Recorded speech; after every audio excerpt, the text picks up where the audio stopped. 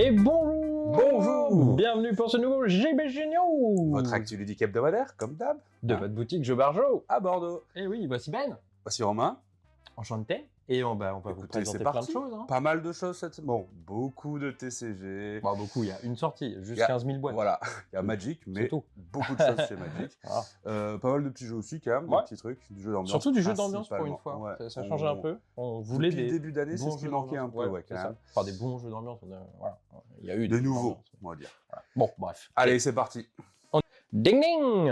Alors c'est pas ding ding, c'est ding le jeu. Bref, un petit peu remix du Uno en soi, parce que vous allez avoir des cartes avec des valeurs et des couleurs. Le but du jeu c'est d'être le premier joueur qui n'a plus de cartes dans sa main. Autour de jeu, c'est assez simple. Soit vous pouvez mettre une carte au centre de la table si elle a la même valeur ou la même couleur que la précédente.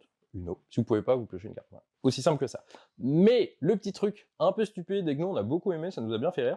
Sur chaque carte, il y aura un petit effet qui est écrit et qui vous permet de défausser la carte à certains moments. Du genre, quelqu'un tousse, bam, je défausse ma carte. Quelqu'un se trompe dans les règles, bam, je défausse ma carte.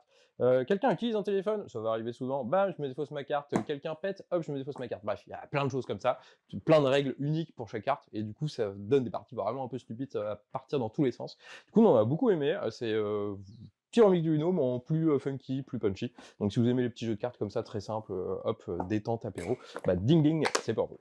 Cette semaine sort Double Seven, du coup, pour ceux qui aiment les petits jeux dans la gamme des Rumi et autres, vous allez avoir du coup Double Seven pour vous. Hop, petit jeu dans lequel vous allez avoir des tuiles, vous allez essayer de faire des collections. C'est des tuiles avec des couleurs et donc des animaux qui sont orientés. Vous avez un petit pupitre, on appelle ça, je pense, avec des petites tuiles. À votre tour de jeu, vous en prenez une dans le tas comme ça et vous la placez chez vous. Maintenant, vous allez pouvoir jouer une combinaison de mêmes tuiles, ou alors, si vous avez déjà une petite collection commencée, et ben vous allez pouvoir l'agrandir en rajoutant des choses. Attention, le truc c'est que si j'arrive à faire une famille de 7, j'ai des points bonus, en fin de partie j'aurai des points pour chacune de mes tuiles, mais surtout, imaginons que lui là-bas, là, il a une série de 2 que j'aime bien parce que j'ai le troisième en main. Si moi aussi j'ai une série de 2, ben je vais lui dire, bah, écoute, hop, je te le vole, je récupère du coup ces 2 petits papillons auxquels je rajoute mon troisième. Et je peux continuer, je peux dire, ah mais toi t'en as 3 là-bas, hop, je t'échange ta tuile, etc. Donc on va un peu se voler les choses avec une petite tuile bonus qui permet justement des fois d'agrandir ses familles et de surprendre un peu tout le monde. Donc voilà, vraiment un truc assez cool, assez efficace. Nous, on ne s'attendait pas grand-chose du jeu, mais quand on l'a testé, on s'est quand même bien marré. Très simple à prendre en main, donc si vous aimez bien ce genre de jeu, allez-y.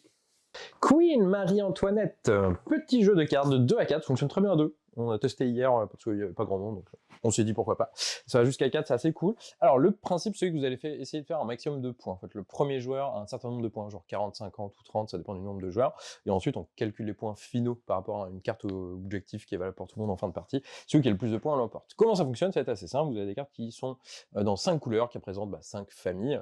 Et les cartes sont recto-verso. Parce que au recto, vous avez la couleur de la carte et une valeur entre 0 et 5, 6, quelque chose comme ça. Mais au verso, de l'autre côté de la carte, vous avez un pouvoir. Parce qu'en début de partie, vous allez mélanger toutes les cartes. Vous allez prendre au hasard une carte dans chaque famille, donc 5 cartes, et vous les mettez au centre de la table, mais côté pouvoir. Et ce sera les pouvoirs qui sont actifs pour chaque famille, cette partie-là. Du coup, il y a pas mal de cartes, je sais pas s'il y a le matos là, j'aurais dû regarder avant, 55 cartes personnages, et du coup, il y a 55 pouvoirs différents. Donc, autant pour vous dire, leur rejouabilité, genre, bam, banger. Ce sera jamais les mêmes parties, jamais les mêmes réflexions.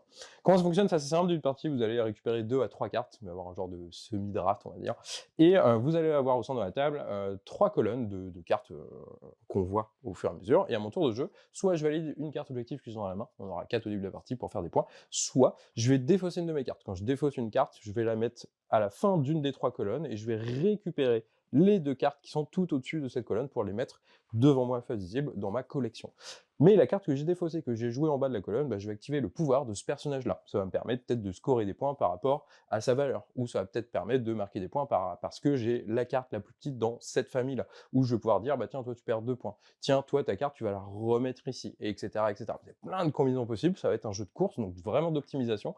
On va passer son temps à regarder les pouvoirs dispo, les cartes qu'on peut prendre, ce que font les autres, comment je peux les embêter, etc. C'est vraiment très sympa, nous on a beaucoup aimé, c'est un peu en vibe courtisan si vous connaissez, mais on est un peu plus réfléchi pour le coup, un peu moins chaotique on va dire, mais c'est vraiment très cool. Nous on a beaucoup aimé, on vous recommande Queen Marie-Antoinette. À noter, la couve est cool, moi j'aime bien, mais c'est un style assez, bon, voilà, c'est pas non plus la beauté, mais les cartes à l'intérieur elles sont super jolies, parce que vous avez vraiment des dégradés de couleurs avec du noir et tout, c'est vraiment chouette. Bref, Queen, on aime bien. Cette semaine, en jeu d'ambiance, sort Opération Zèbre, petit jeu de culture G assez décalé. L'idée, c'est que vous allez avoir des cartes avec une description, un peu dans la question pour un champion, on va vous dire c'est un pays frontalier avec la Belgique, qui se nanana, et plus vous lisez la carte, plus normalement les gens vont deviner, et ils sont censés trouver. L'idée, c'est que pour faire deviner, chaque ligne a des petites valeurs, entre guillemets. Plus la ligne a une valeur, donc de 0 à 3, plus il est fort, plus c'est un indice qui va aider la personne à deviner. Moi, mon but, ça va être d'utiliser le moins de points possible pour faire deviner aux autres. Et ce faisant, je vais donc rayer les lignes qui me paraissent pas trop pertinentes, ou je me dis, bon, ils vont quand même pouvoir trouver avec ce qui reste. Et du coup, quand maintenant je vous donne l'information, je vais vous dire, frontalier avec la Belgique, 2024, il est célèbre pour gastronomie et sa haute. Habitant porte un foulard rouge. Donc il manque plein d'infos, mais vous savez que c'est un territoire, et du coup, en déchiffrant avec tout ça, vous allez essayer de trouver ce que c'est. Si vous trouvez, on va du coup perdre entre guillemets les points qu'on a. Non, c'est pas ça. Si, c'est ça, on va... Si vous trouvez, ouais.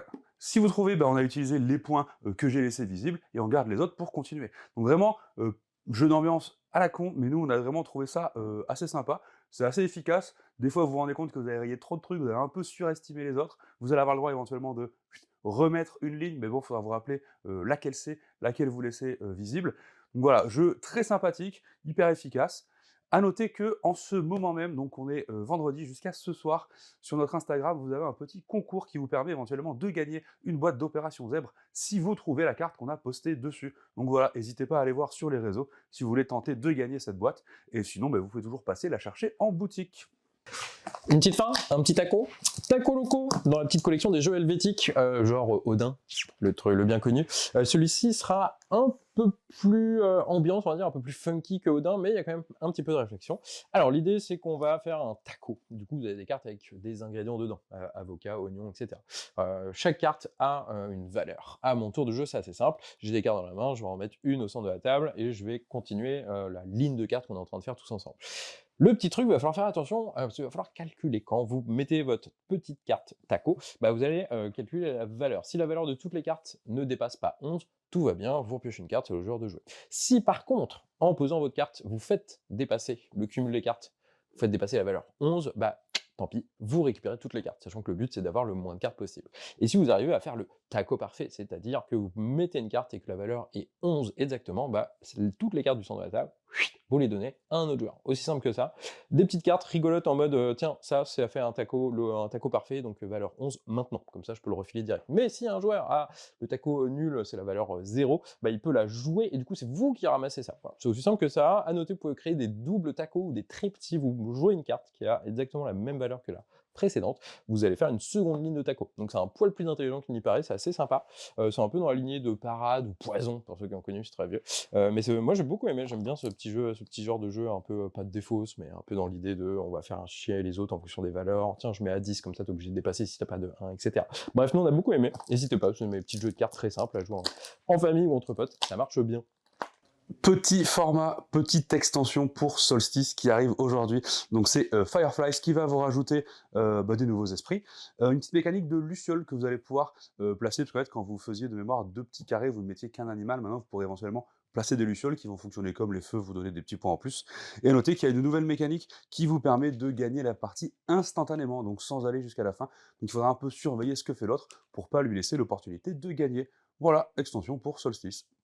Et du coup, pour terminer cette semaine, on a, comme d'hab, du TCG, toutes les semaines il y en a. Là, cette fois-ci, c'est Magic, avec donc Tarkir, petit set orienté autour des dragons. Du coup, vous avez ici les kits d'AP, il y en a 5 différents, parce qu'en fait, il y a 5 guildes, et dans chaque kit d'AP, vous allez avoir un booster spécifique avec des cartes orientées dans cette guilde en question. Pareil, du coup, les commandeurs, 5 différents en fonction des guildes. On a toujours les boosters standards, on a les petits bundles pour ceux qui veulent. À noter qu'on n'a pas reçu les collectors, mais tout le reste est dispo. Donc si vous aimez bien Magic ou les dragons, ou les deux, écoutez, venez passer, cherchez ça. Voilà, pas mal de petites choses. Comme d'hab, cool. des trucs sympas. Bon, Opération Zeb, trop bien. Prendre la place, mais en effet, trop cool. Là c'est Opération Zeb Double 7, moi j'ai beaucoup aimé. Ouais, je n'attendais pas grand-chose quand on l'avait testé, j'étais en mode ouais, qu'est-ce que c'est?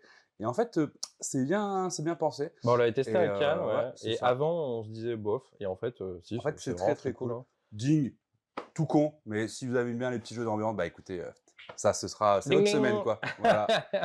Allez, on est à bon. la prochaine fois. Bonne semaine à vous, ciao.